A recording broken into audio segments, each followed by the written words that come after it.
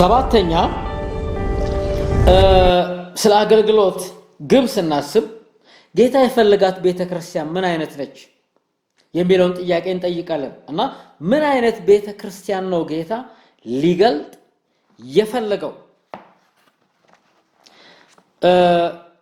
ወንጌል እንዲህ ይለናል፣ እድፈት ወይም የፊት መጨማደድ ወይም እንዲህ ያለ ነገር ሳይሆንባት ቅድስትና ያለ ነውር ትሆን ዘንድ ክብርት የሆነች ቤተክርስቲያን ለራሱ እንዲያቀርብ ፈለገ ይለናል። ኤፌሶን 5:26-27 ስጋዊነትና የሞራል ክስ የሌለብን፣ ደካማነትና ፍርሃት የሌለብን፣ ከዓለማዊ ፖለቲካዊ አይዲዮሎጂ ባህላዊ ክፋት ጋር ንክኪና መበከል የሌለብን፣ ቁጣ፣ ብስጭት፣ ንዴት፣ ምሬት፣ ስጋት፣ አድማ፣ ጥላቻ፣ ክፍፍል፣ ምድራዊ ዘረኝነት የሌለብን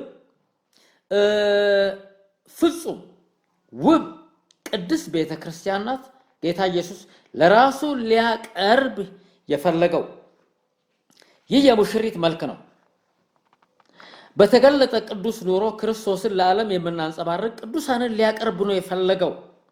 ምክንያቱም በደሙ ያነጻው ሕዝብ በመንፈሱም የሞላውና የቀደሰው ሕዝብ ነውና የተቀደሰ ሕዝብ ነው ሊታይ የተገባው። ስለዚህ የክርስቶስ ቤተክርስቲያን በደሙ የታጠቡ ቅዱሳን በመንፈሱ የተቀደሱ ቅዱስ ኑሮ የሚኖሩ ሰዎች ናቸው፣ ቅዱሳን ናቸው።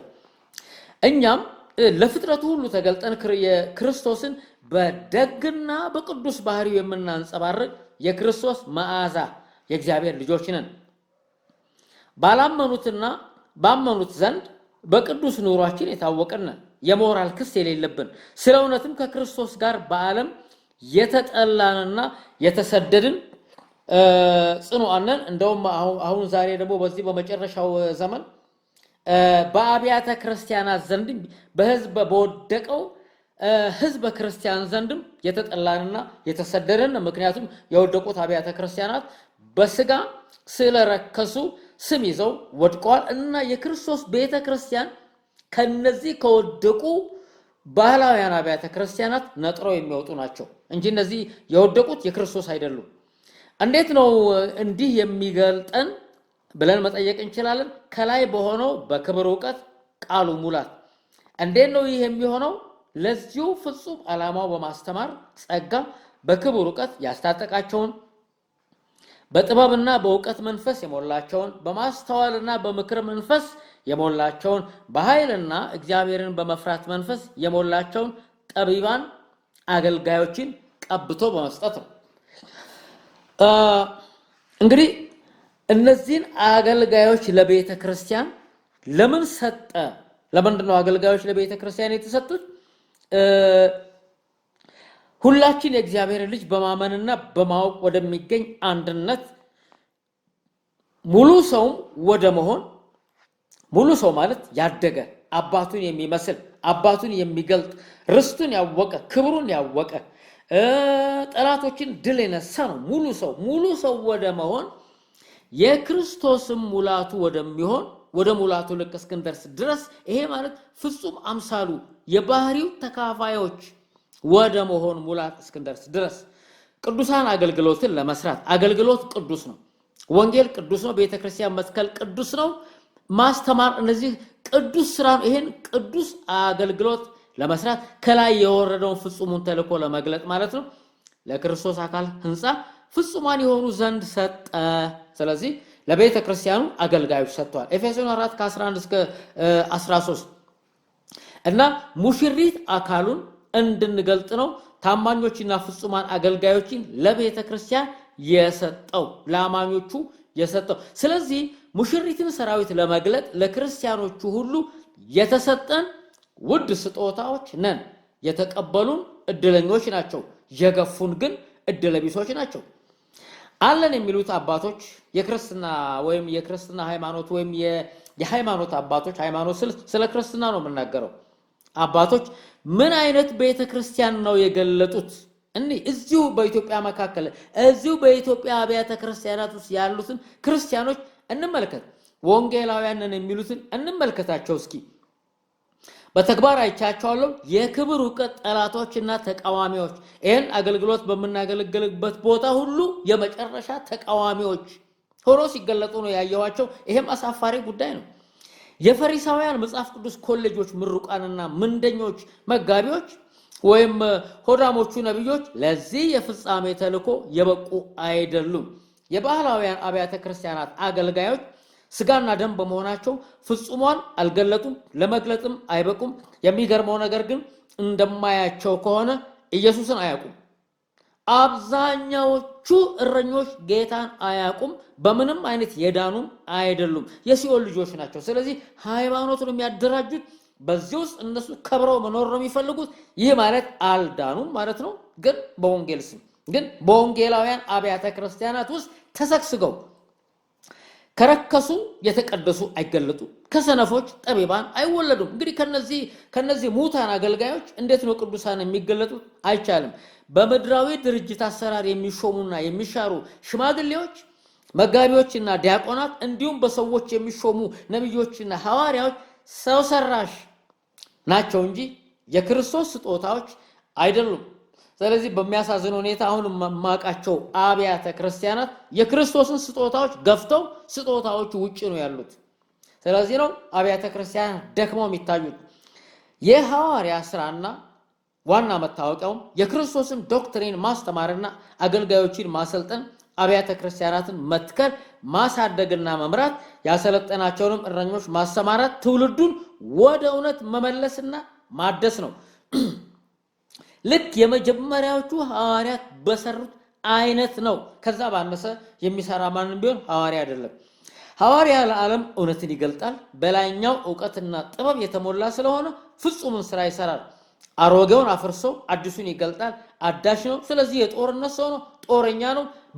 በምቾት ቀጠና የሚኖር አይደለም። በጌታ የተሾምን ብሩካን አገልጋዮች ብሩኩንና ፍጹሙን የጌታን አካል እስክንገልጥ ድረስ ነፍሳችንን የማንወድ ራሳችንን የካድነን። አንዱ መለያችን ይህ ትህትናና ራስን መካድ፣ ቆራጥነትና ድፍረት፣ ጽናትና ትጋት፣ ዓለምን መናቅና ከውሸተኞች ወገኖች ሁሉ መለየት ነው።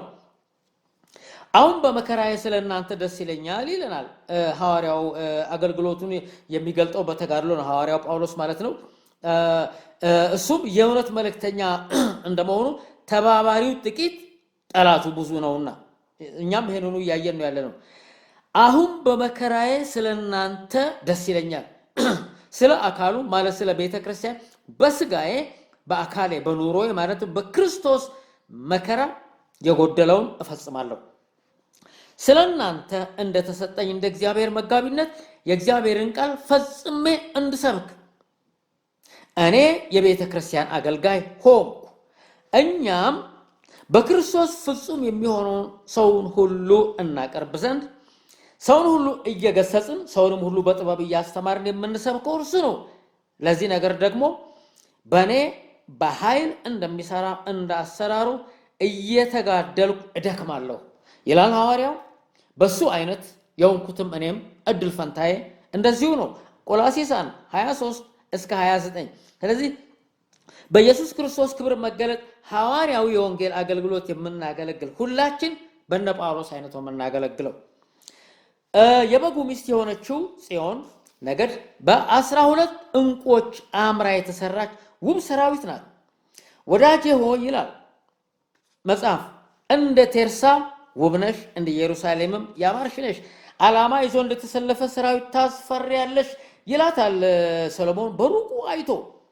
ይህች እንደ ማለዳ ብርሃን የምትጎበኝ እንደ ጨረቃ የተዋበች እንደ ፀሐይም የጠራች ዓላማ ይዞ እንደተሰለፈ ሰራዊት የምታስፈራ ማናት ይላታል። በውዷ ላይ ተደግፋ ከምድረ በዳ የምትወጣ ይህች ማናት ይላታል። በሩቅ አይቷት ነው ጠቢቡ ሰሎሞን። ይህችን ታውቂያታለሽ? ክርስቲያኑን ፍሬቢስ ያደረጉ ሾተላይ አባቶች፣ ሾተላይ ፓስተሮች ይህችን ያውቋታል? አያውቋትም። ባህላዊው ክርስቲያን ይህችን ያውቃታል? አያውቃትም። ይህች ክብርት አካሉ ሙሽሪት ሰራዊት በፍጥረት ውስጥ ላሉትና ለተፈጠሩት ነገሮችና ዓለማት ሁሉ ደምቃ ትገለጥ ዘንድ ራሷ የሆነው ክርስቶስ ራሱ ይመራታል፣ ራሱ ይመግባታል፣ ራሱ ይጠብቃታል፣ ራሱ ያሳድጋታል። ራሱም ለዚህ ለፍጻሜው ዘመን ደግሞ ሐዋርያ መድቦላታል። ስለዚህ እርሱ ራሱ እረኞቹን ይሰጣታል። ለዚህ ፍጹም ተልኮ ነው የቀባን። መኃልየ 6:10 እና 8:5 እንደዚህ የጌታችንን የኢየሱስ ክርስቶስን መገለጥ ስትጠባበቁ አንድ የጸጋ ስጦታ እንኳን አይጎልባችሁም። እርሱም ደግሞ በጌታችን በኢየሱስ ክርስቶስ ቀን ያለ ነቀፋ እንድትሆኑ እስከ ፍጻሜ ድረስ ያጸናችኋል። የኢየሱስ ክርስቶስ ክብር መገለጥ ሐዋርያዊ የወንጌል አገልግሎት የጌታን በክብር መገለጥ መጠባበቅ አገልግሎት እንደመሆኑ በቆራጥነት ይህንን ተልእኮ የምናራምድ እንደመሆናችን አንድም የጸጋ ስጦታ፣ አንድም ጥበብ፣ አንድም ዕውቀት፣ አንድም ጥበቃ፣ አንድም ማስተዋል አይጎልብንም። ለዚህ ነው የፍጹምነት አገልግሎት የሆነውና ከእምነት ወደ እምነት፣ ከኃይል ወደ ኃይል፣ ከእውቀት ወደ እውቀት በጥልቀት እያሻገረን ያለው። አንደኛ ቆሮንቶስ 1:7-8 ይህ ለእኔ እንደ ኖህ ውሃ ነው። የኖህ ውሃ በምድር ላይ እንዳያልፍ እንደማልኩ እንዲሁ አንቺን እንዳልቆጣ እንዳልዘልፍሽም ምያለሁ። ተራሮች ይፈልሳሉ፣ ኮረብቶችም ይወገዳሉ፣ ቸርነቴ ግን ካንቺ ዘንድ አይፈልስም፣ የሰላሜም ቃል ኪዳን አይወገድም ይላል መሐሪሽ እግዚአብሔር። አንቺ የተቸገርሽ ባውሎ ነፋስም የተናወጥሽ ያልተጽናናሽም፣ እነሆ ድንጋዮችሽን ሸላልሜ እገነባለሁ፣ በሰምፔርም እመሰርትሻለሁ። የጉልላትሽን ግንብ በቀይ ዕንቁ፣ በሮችሽንም በሚያብረቀርቁ፣ ዳርቻሽንም ሁሉ በከበሩ ድንጋዮች እሰራለሁ። ይህ እንግዲህ እግዚአብሔር ገና በብሉይ ኪዳን በሩቁ በኢሳይያስ በኩል ሊገለጡ ላሉት ቅዱሳን ነገድ ለቅድስት ሙሽሪት ቤተክርስቲያኑ ውበት የሚናገር ነው። ልጆችሽ ሁሉ ከእግዚአብሔር የተማሩ ይሆናሉ፣ የልጆችሽም ሰላም ብዙ ይሆናል። በጽድቅ ትታነጫለሽ፣ ከግፍ ራቂ፣ አትፈሪም፣ ድንጋጤም ወደ አንቺ አይቀርብም። እነሆ ይሰበሰባሉ፣ ነገር ግን ከኔ ዘንድ አይሆንም። በአንቺም ላይ የሚሰበሰቡ ሁሉ ከአንቺ የተነሳ ይወድቃሉ። ይህ ቃል ኪዳን በሙላት በዚህ ተልእኮ ውስጥ ይሰራል። እነሆ ፍሙን በወናፍ የሚያናፋ ለስራውን መሳሪያ የሚያወጣ ብረት ሰሪን እኔ ፈጥሬያለሁ፣ የሚያፈርሰውንም እንዲያጠፋ ፈጥሬያለሁ። በአንቺ ላይ የተሰራ መሳሪያ ሁሉ አይከናወንም። በፍርድም በሚነሳብሽ ምላስ ሁሉ ትፈርጅበታለች። የእግዚአብሔር ባሪያዎች ርስት ይህ ነው፣ ጽድቃቸውም ከእግዚአብሔር ዘንድ ነው ይላል እግዚአብሔር። ኢሳይያስ 54:9-17 እንግዲህ የበጉ ሚስት ምን ትመስላለች? መጽሐፍ እንደሚነግረን በእንቁዎች በ12 እንቁዎች ያማረችቱን ነው የሚነግረን። በምሳሌ ነው የሚገልጥልን። ሰባቱም ኋለኞች መቅሰፍቶች የሞላቸውን ሰባቱን ጽዋዎች ከያዙት ከሰባቱ መላእክት አንዱ መጥቶ ይለናል። ራእይ ነው ያነበብኩ ያለሁት። ወደዚህና የበጉን ሚስት ሙሽራይቱን አሳያለሁ ብሎ ተናገረኝ። የበጉ ሚስት የወደቀችው ኢየሩሳሌም አይደለችም። የበጉ ሚስት በመንፈስ ወደ ታላቅና ወደ ረጅም ተራራ ወሰደኝ። የእግዚአብሔርም ክብር ያለባትን ቅድስቱን ከተማ ኢየሩሳሌምን ከሰማይ ከእግዚአብሔር ዘንድ ስትወርድ አሳየኝ ይላል። ኢየሩሳሌም ናት፣ መኖሪያው ናት፣ ማደሪያው ናት። ቅድስቱ ከተማው ነች፣ ግን አካሉ ቤተክርስቲያኑ ነች። እቺን ነው የሚነግረን። ስለ ሙሽሪት ነው እየነገረን ያለው። ብርሃኗም እጅግ እንደ ከበረ ድንጋይ እንደ ያስጴድ ድንጋይ ሆኖ እንደ ብሬሌ የጠራ ነበረ። ታላቅና ረጅም ቅጥር ነበራት፣ 12 ደጆች ነበሯት። በደጆቿም 12 መላእክት ቆሙ። የ12ቱም የእስራኤል ልጆች ነገዶች ስም ተጽፎባቸው ነበር። ቤተክርስቲያንን በራእያዊ ምልክት ነው የሚነግረን። ይሄ ራእይ በምልክት ነው የሚነግረን። ይህንን በራእይ ውስጥ አይተናል ባለፈው መጽሐፍ ላይ። ስለዚህ የክርስቶስ ቤተክርስቲያን እቺ እንጂ ምድራዊ ከተማ አይደለችም። ስለዚህ ከተማ እንግዲህ ስለ ቤተክርስቲያኑ፣ ስለ መናገሻው፣ ስለ መኖሪያው፣ ስለ ዋና ከተማው፣ ስለ ጽዮን፣ ስለ ኢየሩሳሌሙ ሲነግረን በምስራቅ 3 ደጆች፣ በሰሜን 3 ደጆች፣ በደቡብ 3 ደጆች፣ በምዕራብ 3 ደጆች ነበሩ ይለናል ራእዩ። ለከተማይቱም ቅጥር 12 መሰረቶች ነበሯት። በእነርሱም ውስጥ የ12ቱ የበጉ ሐዋርያ ስሞች ተጽፎ ነበር። አገልግሎታቸው ነው መሰረታችን።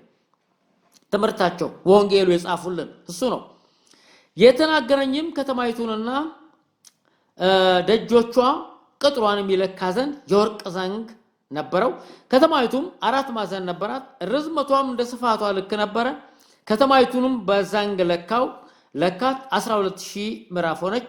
ርዝመቷና ስፋቷ ትክክል፣ ከፍታዋም ትክክል ነው። ቅጥሯን ለካ 144 ክንድ በሰው ልክ፣ እርሱም በመላክ ልክ። ቅጥሯም ከኢያስጲድ የተሰራ ነበር። ከተማይቱም ጥሩ ብርጭቆ የሚመስል ጥሩ ወርቅ ነበረች። የከተማይቱ ቅጥር መሰረት በከበረ ድንጋይ ሁሉ ተጌጦ ነበር። እዚህ ላይ ሰነፎች የመጽሐፍ ቅዱስ ሊቃውንት አይን የሌላቸው ራእዩ ያልገባቸው ስለ ራእይ ባስተማርኩት መጽሐፍ ውስጥ ይሄን አስተምሬያለሁና ራእዩ ያልገባቸው ይሄንን ራእይ ወደፊት ስለምትገለጠው ከተማ ስፋቷ ይሄን ያህል ስኩዌር ኪሎ ሜትር ነች ምናምን ነች የከተማይቱ ከፍታ ምናምን እያሉ ይተርካሉ። ቂሎች ናቸው። በአዲሱ ሰማይ ምድር መንፈሳዊ ዓለም ነው የሚገለጠው እንጂ ምንም አይነት ግንብ፣ ምንም አይነት አጥር፣ ምንም አይነት ህንጻና ከተማ የለም። ምክንያቱም ግንብ ከማን ለመከላከል ከየትኛው ነፋስ ከየትኛው ጠላት ለመከላከል ነው የሚባል ነገር የለም። ስለ መንፈሳዊው ህዝብ ነው የሚናገረው። ስለዚህ ስለ ዮሐንስ ራእይ በመጽሐፉ አስተምሬያለሁ። ራእዩ በመልእክት ነው የሚነግረን እና የሚተረጎም ነው። እነሆ እየተረጎምኩት ነኝ። የከተማይቱ ቅጥር መሰረት በከበረ ድንጋይ ሁሉ ተጌጦ ነበር። መሰረቷ ክርስቶስ ነው። ውበቱን ነው የሚነግረን እና 12ቱንም የተለያዩ እንቆች ይነግረናል። ፊተኛው መሰረት ኢያስጲድ፣ ሁለተኛው ሰምፔር፣ ሶስተኛው ከልኬዶን፣ አራተኛው መረግድ፣ አምስተኛው ሰርዶን፣ ስድስተኛው ሰርዲዮን፣ ሰባተኛው ክሪስቲሎቤ፣ ስምንተኛው ቢሬሌ፣ ዘጠነኛው ወራውሬ፣ 10ኛው ክርስጵራስ፣ 11ኛው ያክንት፣ 12ኛው አሜቴስጢኖስ ነበረ። እንደዚህ ያለ ነው የሚነግረን። እንግዲህ ስለ ውበቷ ነው የሚነግረን። ስለ ውበቷ ነው የሚነግረን። ስለ ክርስቶስ ቤተክርስቲያን ውበት ነው የሚነግረንና ይሄ ሲምቦሊክ ነው፣ ምሳሌያዊ ነው ውበቷ እና ራእይ ምዕራፍ 21 ከ9 እስከ 27 ያለው ነው የተናገርኩት። እንግዲህ አንድ ልብና ዕውቀት ያለው አዲሱ ሰው ጽዮን ነገድ እነዚህ 12 አይነት በረከቶችና ክብር የተጎናጸፈ ነው። በዘዳግም 33 የተጠቀሰው 12 ዘርፍ የእስራኤል በረከት የአንዱ ቅዱስ ነገድ ሙሉ በረከትም ይሄ በዚህ በራእይ ውስጥ 12 እንቆች ብለው ነው የሚነግረን። አሁን ዮሴፍን አሮንን ይሁዳን ሌዊን ወይም ማንኛውንም ስጋዊ ነገድ አናገኝም። በዘዳግም 33 ላይ ስለምንመለከተው የነገዱ 12 እጥፍ በረከት ነገዱ መንፈሳዊና አዲስ ሰው ጽዮን ነገድ 12ቱም ናቸው በእያንዳንዱ ድልነሽ ሰው ላይ ያሉት እና በዚህ አይነት የይሁዳ በረከት፣ የሮቤል በረከት፣ የንፍታሌም በረከት፣ የዮሴፍ በረከት ወዘተ ሁሉም በየፈርጁ በያስፈላጊነቱ በላይሽ የሚገለጡ በድልነሽ ቅዱሳን ላይ የሚገለጡ ባለ 12 ፈርጥ እንቁና መለኮታዊ ክብር ውበት ርስትሽ ነው። ይሄ ርስታችን ነው። ይሄ ውበት ርስታችን ነው። 12ቱም በረከት ዘዳግም 33 ላይ የምንመለከተው የ12ቱ ነገድ በረከት የሚለው በእያንዳንዳችን ላይ 12ቱም በረከት አለ። እነዚህ 12 አይነት በረከቶች ያንዲቷ ሙሽሪት 12 የበረከት ዘርፎች ናቸው። 12 አይነት ነገዶች የሉም። አሁን በቤተ ክርስቲያንም ውስጥ እነዚህ የሉም። የአንዱ ነገድ 12 የበረከት ዘርፍ ነው እንጂ 12 መንግስታዊ ክብራማ ጌጥ ማለት ነው። ለምሳሌ የጽዮንን 12 በሮች፣ 12 መሰረቶች፣ 12 መላእክት፣ 12 እንቆች፣ የ12 ከዋክብት አክሊል እያለ በራእይ ስለ ፍጻሜው ሰዓት ክብሯ ይናገራል። ያንን ነው ሙሴ የተመለከተውና የክርስቶስን እስራኤል ያንዱን መንፈሳዊ ነገድ ክብራማ መልክ 12 ዘርፍ 12 እጥፍ በረከት የገለጠው። ይህ የመንፈሳዊውን ከተማ የበጉን ሚስት ሰራዊት ሙላት የሚያሳይ ራእያዊ መገለጫ ነው። በመንግስተ ሰማይ በአዲሱ ሰማይ ምድር ምንም ህንጻና ከተማ የለም። ከተማው ቅዱሳኑ ነን። መኖሪያውና ማደሪያው ቅዱሳኑና ፍጹማኑ እኛው ነን። ቤተክርስቲያኑ ነች እሱ ከተማ። ጽዮን ከተማው ህዝቡ ነን።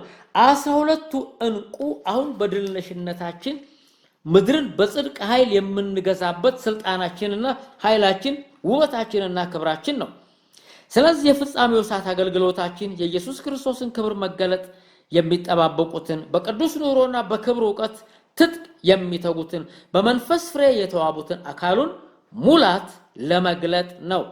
የሚፈልጋት ቤተክርስቲያኑ እቺ ናት። የፍጻሜው ፍጹሙና ቅዱሱ አገልግሎት ንጹህ ልሳን አገልግሎት ይህችን ውብና ድንቅ መናገሻ ከተማውን ለመግለጥ ነው። የእግዚአብሔር ከተማ ቅድስቱ ኢየሩሳሌም የሚለው ሙሽሪቱን ነው፣ ሚስቱን ነው። ርዝመት ስፋት የሚለው መንፈሳዊ መለኪያ ነው እንጂ በኪሎ ሜትር የሚለካ ምድራዊ የከተማ ስፋትና ርዝመት አይደለም።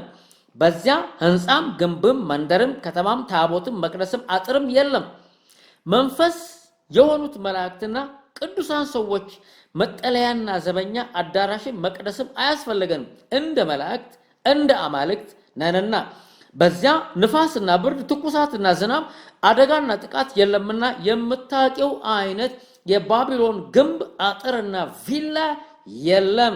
ስለዚህ ፕሮቴስታንቶቹ እንዴት እንደተሳሳቱ ስለ ህንጻ ስለ ግንብ በዛ በአዲሱ ሰማይና ምድር ስላለው የቤት አይነት ምናምን ይነግሩናል። ውሸት ነው። መንፈሳዊ ማንነታችን ነው እንጂ እግዚአብሔርስ የሚኖርበት በምን አይነት ቤት ውስጥ ነው? እንደዚህ እኮ ነው። እግዚአብሔር ራሱ ሰማይና ምድር የማይችለው እግዚአብሔር ምንም አይነት አጥር ውስጥ ምንም አይነት ህንጻ ውስጥ አይደለም ያለው፣ እኛ ውስጥ ነው ያለው። አሁን ቤቱ እኛንን፣ ከተማዋም ጽዮን ሙላቱ ነች።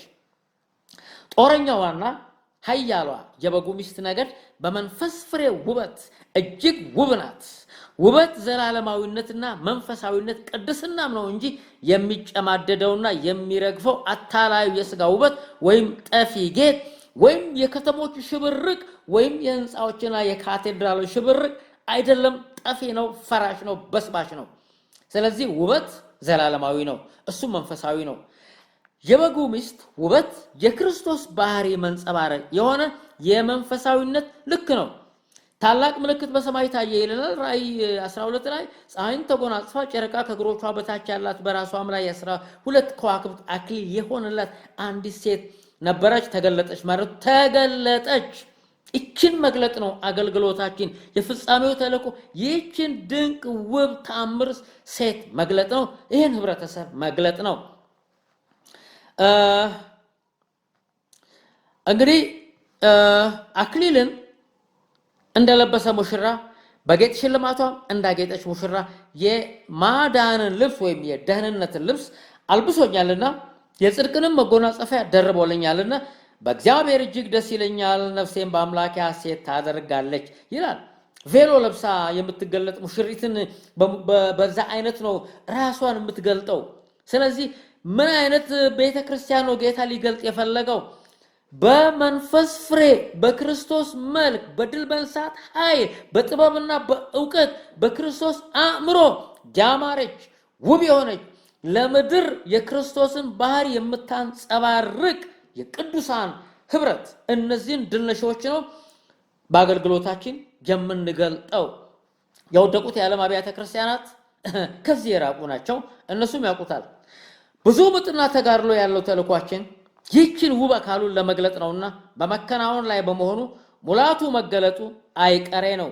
ውበታችን ጌታ እስኪስበውና መገለጡ እስኪሆን ድረስ ሙላትም እስኪሆን ድረስ ከክብር ወደ ክብር እንተጋለን። ልብሳችንንም ከዓለም እድፍ ከውሸተኞችም እንጠብቃለን፣ አናሳድፈውም። ይህ ከፍታና ክብር የማንነታችን መታወቂያና ርስት ነው።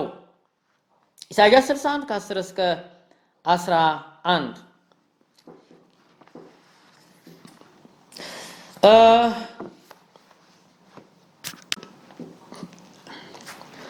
ስለ ትውልዳችን አገልግሎት እንዲህ ይለናል።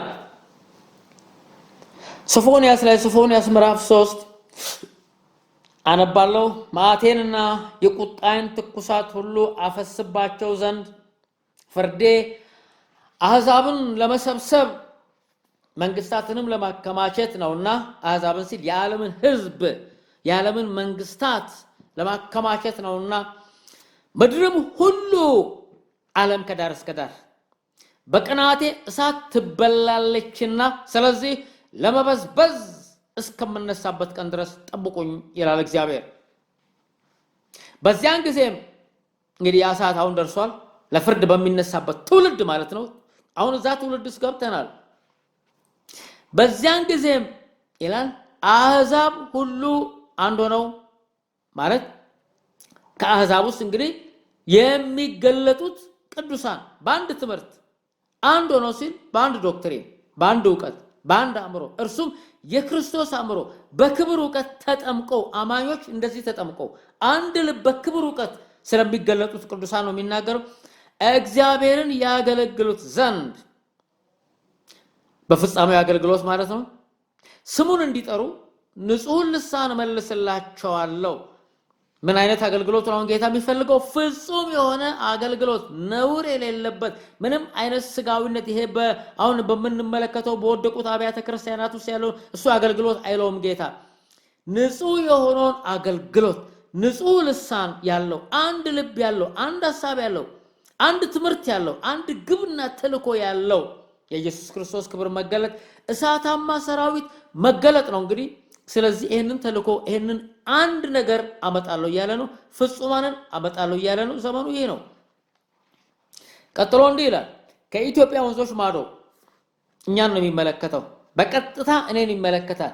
ከኢትዮጵያ ወንዞች ማዶ አለ እንግዲህ። ስለዚህ ለኔ የምስራች ነው። ከጀርመን ወንዞች ማዶ አላለም። ጀርመንን ተስፋ የሚያደርጉ ማፈር አለባቸው። ከአሜሪካ ወንዞች ማዶ አላለም። ከእንግሊዝ ወንዞች ማዶ አላለም። ከጣሊያን ወንዞች ማዶ አላለም። ከኢትዮጵያ ወንዞች ማዶ፣ ከአውስትራሊያ ወንዞች ማዶ አላለም። ምን አለ? ከኢትዮጵያ ወንዞች ማዶ የሚማልዱኝ የተበተኑት ሴቶች ልጆቼ ቁርባኔን ያመጡልኛል። ስለዚህ ተገልጠናል። ከኢትዮጵያ ወንዞች ማዶ ተሰብስበናል። ኢትዮጵያ የሚለውን ነገር መስማት የማይፈልጉ አሉ። እነሱም እድል ፈንታቸው በሲኦል ነው። ምክንያቱም የተስፋውን ቃል ረግጠዋልና በተስፋው ውስጥም አይደሉም። በእስራኤል እንደሰራ አሁን በኢትዮጵያ ነው የሚሰራው። ስለዚህ ከአሁን ቀደም በዚህ ጉዳይ በደንብ አስተምሬያለሁ። ከኢትዮጵያ ወንዞች ማዶ እግዚአብሔር ስራውን ጀምሯል።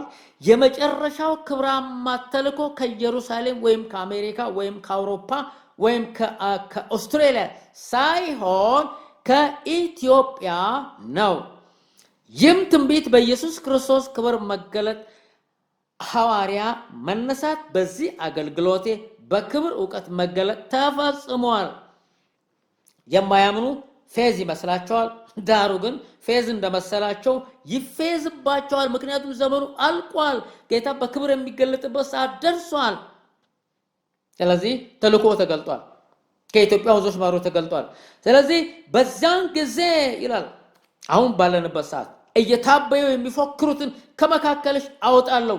ከነዚህ ልባሞች ቆነጃጅት አንድነት ውስጥ ስጋውያን እንዲገቡ አይፈቀድም። አንቺም በቅዱሱ ተራራዬ ዳግመኛ አትኮሪም። በዚያን ቀን በእኔ ላይ ተላልፈሽ በሰራሽው ስራ ሁሉ አታፍሪም። በመካከልሽም የዋህና ትሑት ሕዝብ አስቀራለሁ። የቅዱሳን አንድነት የድል ነሺዎች ህብረት ይሆናል። ስለዚህ የዋህና ትሑት ሕዝብ የሚቀርበት አገልግሎት፣ ይሄም ቅሬታ ነው። ቅሬታ ብዙዎች በተክሳጽ ይወድቃሉ፣ ብዙዎችም በስጋ ወድቀዋል። ቅሬታው ግን አሁን በመገለጥ ላይ ነው ያለው። ተልኳችን ቅሬታውን የሚገልጥ ተልኮ ነው። እነዚህ በእግዚአብሔር ስም ይታመናሉ። የእስራኤል ቅሬታ ኃጢአትን አይሰሩም። በብሉይ ኪዳን እስራኤል ናቸው፣ በአዲስ ኪዳን ቤተክርስቲያን ነን። ሐሰትንም አይናገሩም፣ በአፋቸውም ውስጥ ተንኮለኛ ምላስ አይገኝም። ፍጹማን ናቸው፣ ኃጢአት በውስጣቸው አይኖርም።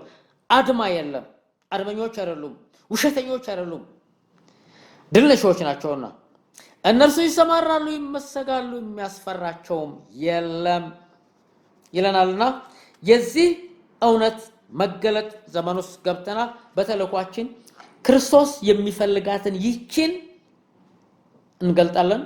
ጌታም ጸጋውን ስለሰጠን እቺ ትገለጣለች። ስለዚህ ከኢትዮጵያ ወንዞች ማዶ ይሄ ተልኮ ተገልጧል። እንግዲህ በጉ የሚፈልጋት ቤተክርስቲያን ሚስቱን፣ ነገድ፣ ድል ነሺ ሰራዊቱን ነው። በዚህ ሰዓት እንግዲህ እነዚህ የጌታ ኢየሱስን በክብር መገለጥ የሚናፍቁ ሙሽሪት ሰራዊት ወይም የበጉ ሚስት ሰራዊት ናቸው። ከዓለም ዙሪያ የሚገለጡት ድል ነሺዎች። የኑሯቸውና የአምልኳቸው ትኩረት ጌታን በክብር ማየት ነው። የፈጠረውን አዲስ ሰማይና ምድር ቅዱሱን ፍጥረት ማየት ነው። የሚስት ምኞት የባሏን መክበርና የሰርጓን ቀን ማየት ነው። ይህ የመጨረሻ ፍላጎታችን ነው። የጸሎታችን የሰላምታችን መደምደሚያ ማራናታ ነው። መንፈሱና ሙሽራይቱ ና ይላሉ። የሚሰማም ና ይበል። ይሄንን ኑሮውን ያድርግ። ና ማለት ኑሮ ያድርግ። የፍጻሜው አገልግሎት አንዱ ግብ አማኞች በኢየሱስ ክርስቶስ ክብር መገለጥ ላይ ፍጹም ትኩረት እንዲያደርጉ ከክብሩ መገለጥ አንጻር እንዲኖሩና እንዲያገለግሉ ማድረግ ነው። ራዕይ 22:17 በክርስትና መጀመሪያ ትውልድ የነበሩ ቅዱሳን መንፈስ ቅዱስ እንዲመጣላቸው በሙሉ ትኩረትና በአንድ ልብ ጸሎት መፈለግና መትጋት ነበረባቸውና አደረጉት፣ ተጉ፣ አገኙም። በተስፋው ቃል መሰረት በመትጋታቸው የእግዚአብሔር አንዱ ፍጹም ፈቃድ ተከናወነ። አሁን ደግሞ በፍጻሜው ዘመን ያለን ቅዱሳን የበጉ ተከታዮች ተስፋ ከፍተኛ ትኩረትና ትጋት ለኢየሱስ ክርስቶስ ክብር መገለጥ ነው። እነዚያ 120 ነበሩ። በፍጻሜው ግን ራእዩ 144,000 የሚለን የፍጻሜው ሙላት ነን። የኛ ትጋት ጌታን በክብር ያመጣዋል።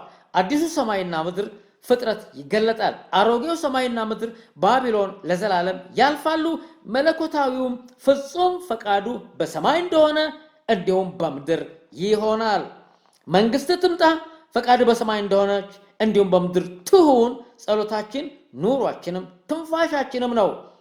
እንዲህ የሚለው የብፁዓን ጸሎት ፍጻሜውንም ያገኛል። ለዚህ ግብ ነው ሐዋርያነቴ፣ ለዚሁ ግብ ነው መጠራቴ። መንፈሱና ሙሽራይቱ ና ይላሉ። የሚሰማ ና በማለት አገልግሎት፣ ና በማለት አምልኮና ጸሎት የሚተጉ ቅዱሳን የተገለጡበት ይህ ትውልድ የጌታን በክብር መገለጥ ያያል። የ120ዎቹ ጥያቄ ከተመለሰ የ144,000ዎቹ ይመለሳል። 144,000 ሙላት ነው። ያንን ለመግለጥ ነው የምንጋደለው። ማቴዎስ 6:10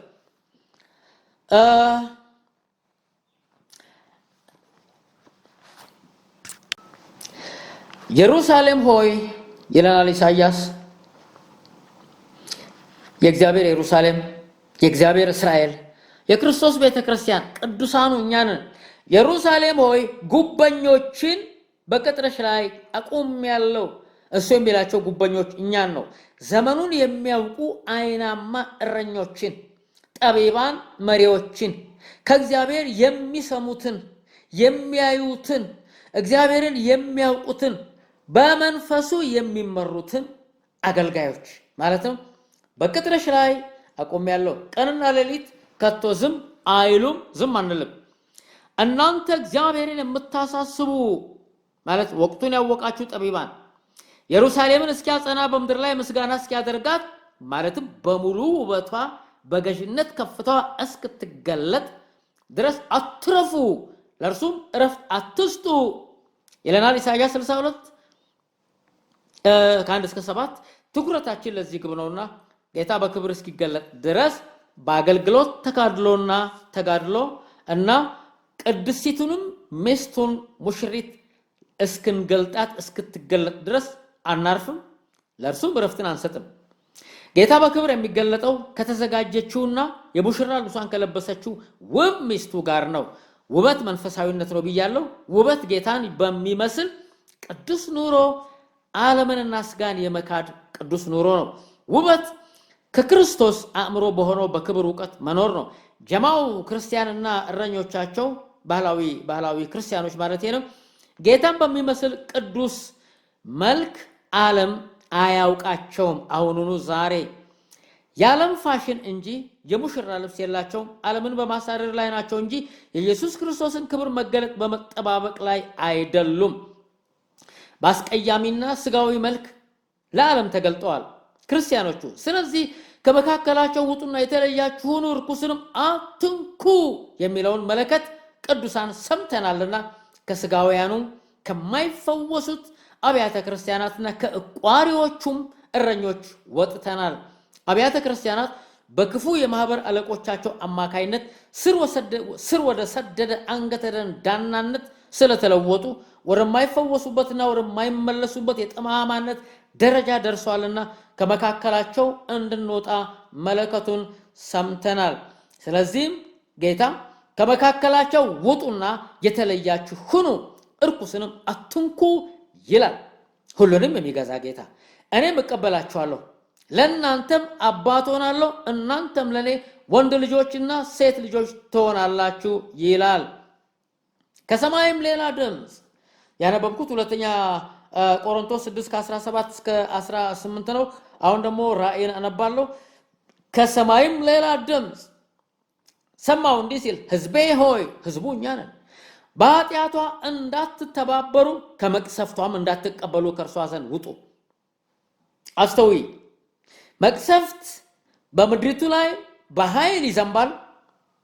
በዛን ጊዜ በኃጢአት መካከል የተገኙት ክርስቲያኖችም የመቅሰፍት ተካፋዮች ይሆናሉ።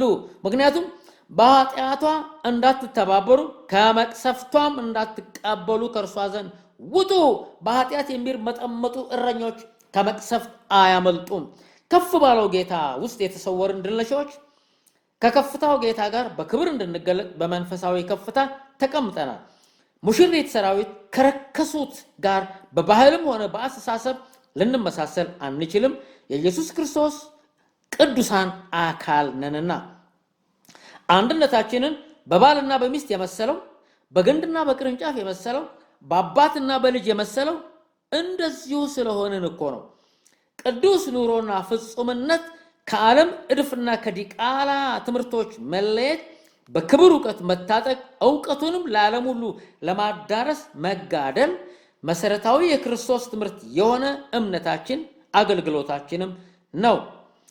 እንዲሁ ወንድሞቼ ሆይ እናንተ ደግሞ በክርስቶስ ሥጋ ለሕግ ተገድላችኋል፣ ለእግዚአብሔር ፍሬ እንድናፈራ። ምን አይነት ፍሬ? እግዚአብሔርን በባህሪው የሚገልጥ ቅዱስ ኑሮ። እናንተም ለሌላው ከሙታን ለተነሳው ለእርሱ ትሆኑ ዘንድ ለክርስቶስ ትሆኑ ዘንድ ይለናል። በእግዚአብሔር ቅናት እቀናላችኋለሁና እንደ ንጽሕት ድንግል እናንተን ለክርስቶስ ላቀርብ ለአንድ ወንድ አጭቻችኋለሁና። ራእይ 18:4፣ ሮሜ 7:4፣ ሁለተኛ ቆሮንቶስ 11:2። ጌታ የሚያውቀን ከመንፈስ ማንነቱ ጋር አንድ መንፈስ መሆናችንን ነው። ምክንያቱም መንፈስ የሆነው ጌታ ከስጋ ጋር አንድ አይደለምና ስጋ አይደለንም። ከመንፈስ የተወለድነው መንፈስ ሰው ህብረተሰብ አካሉ ነን። በጋብቻ ሕግ የተለያዩ ጾታዎች እንጂ የተለያዩ እንስሶች እንደማይጋቡ ስጋና መንፈስ አይጋቡም። ብርሃንና ጨለማ አይጋቡም። በግና ፍየል አይጋቡም። አህያና በሬ አይጋቡም። ሞትና ሕይወት አይጋቡም። እርኩስና ቅዱስ አይጋቡም። ሕያዋንና ሙታን አይጋቡም። የተቀደሰና የቀደሰ አንድና ከአንድ ስለሆንን ተጋብተናል። የሚቀድሰውና የሚቀደሱት ሁሉ ከአንድ ናቸውና ይለናል። ስለዚህ ምክንያት ስምህን ለወንድሞቼ እነግራቸዋለሁ፣ በማህበር መካከል በዜማ አመሰግንሃለሁ። ደግሞ እኔ በእርሱ እታመናለሁ። ደግሞ እነሆኝ እኔን እግዚአብሔር የሰጠኝንም ልጆች ሲል ወንድሞች ብሎ ሊጠራቸው አያፍርም። ዕብራውያን 2:11-13 የክርስቶስና የቤተ ክርስቲያን አንድነትና ጋብቻ ምስጢሩ ይህ ነው። ከቅዱሱ ራስ የፈለቅን ቅዱሳን ብልቶች፣ ከጠቢቡ ራስ የፈለቅን ጠቢባን ብልቶች፣ ከፍጹሙ ራስ የፈለቅን ፍጹማን ብልቶች፣ ከድልነሹ ራስ የፈለቅን ድልነሺ ብልቶች፣ ከፍቅር ራስ የፈለቅን ፍቅር ብልቶች፣ ከትሑቱ ራስ የፈለቅን ትሑታን ብልቶች፣ ከኃያሉ ራስ የፈለቅን ኃያላን ብልቶች አካሉ ነን። ስጋችሁ ሰውነታችሁ ማለት ነው የክርስቶስ ብልቶች እንደሆነ አታውቁምን? ማንነታችን ነው። ስለ ማንነታችን ሲነግረን እንግዲህ የክርስቶስን ብልቶች ወስጄ የጋለሞታ ብልቶች ላድርጋቸውን? አይገባም። ወይስ ከጋለሞታ ጋር የሚተባበር ከዝሙት ጋለሞታም ሆነ ከሃይማኖት ጋለሞታ ጋር የሚተባበር አንድ ስጋ እንዲሆን አታውቁምን? ሁለቱ አንድ ስጋ ይሆናሉ ተብሏልና ከጌታ ጋር የሚተባበር ግን አንድ መንፈስ ነው። አንደኛ ቆሮንቶስ 6 ከ15-16 ከጌታ ጋር የሚተባበር ግን አንድ መንፈስ ነው። ስለዚህ ህብረታችን መንፈስ ከሆነው አባት ጋር ነው። ዘመናችን እንደ ኖህ ቀን ነው። የኖህ ትውልድ የመጨረሻው አመጽና ክፋት ትውልድ ቢሆንም ፍጹም የሆነው ቅዱስ ሰውም ኖህም በዚያው ትውልድ ነበር። ስለዚህም እርሱ ቤተሰቡን ይዞ የእግዚአብሔር ክብር የፍርድና የጽድቅ ኃይል ምድርን እስኪያጥባትና እስኪያነጻት ድረስ ተቀድሶ ኖረ። ፍርድ አስፈጻሚ አገልግሎት አገለገለ።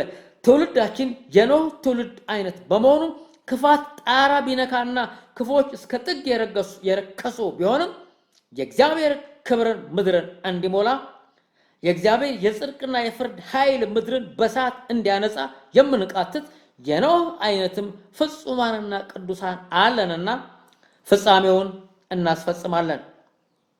እኛም የኢየሱስ ክርስቶስን ክብር መገለጥ የምንጠባበቅ ሙሽሪት ቅዱሳን እንደመሆናችን ዓለምን የናቅን ሰነፎቹን አባቶች የተጸየፍን ድል ነሾች ነን። ድል መንሳታችንን በዋናነት ከረከሰውና ከተደባለቀው ክርስትና ማህበራት በአቋም በመለየት ነው። ከውሸተኞቹ ወንድሞችና ከውሸተኞቹ እህቶች ከክፉዎችም መጋቢዎቻቸውና በምዕራቡ ዓለም በአንግሎ አሜሪካ ፋሽንና ዘመናዊነት ከተበከለው ትምህርታቸው በድል መንሳት በመለየት ነው። ለመሆኑ በወንጌል ላይ ለነሱ ብቻ ወንጌልን እንደፈለጉ አጨመላልቀው ሰበክን እንዲሉ ማን መብት ሰጣቸው? ወንጌልን መስበክ ከክርስቶስ ለተላከ ሰው ነው። ስለዚህ ወንጌልን በሙሉ ስልጣን እሰብካለሁ፣ አስተምራለሁ። ወንጌል ከክርስቶስ አእምሮ ነው የፈለቀው። የጻፉትም የክርስቶስ ሐዋርያት ናቸው። ይህንን ወንጌል መተርጎምና ማስተማር የተሰጠው በአድማ ለተሰበሰቡት አድመኞች ሳይሆን ክርስቶስ ለላከው መልእክተኛ ነው። እንግዲህ በዚህ ስልጣን ነው ማገለግለው። ሙሽሪት የሚያደርጋትም መለየትና ከወደቀው ስጋዊነት መለየትና ባሏን በመጠባበቅና በሙሽራ ልብሷ በመመላለሷ ልብሷን ከድፍ በመጠበቋ ነው። ይህ ነው ሙሽሪት የሚያሰኛት ተልኮዬ። እነዚህን አገልጋዮች እነዚህንም ቅዱሳን ህብረተሰብ ለመግለጥ ነው።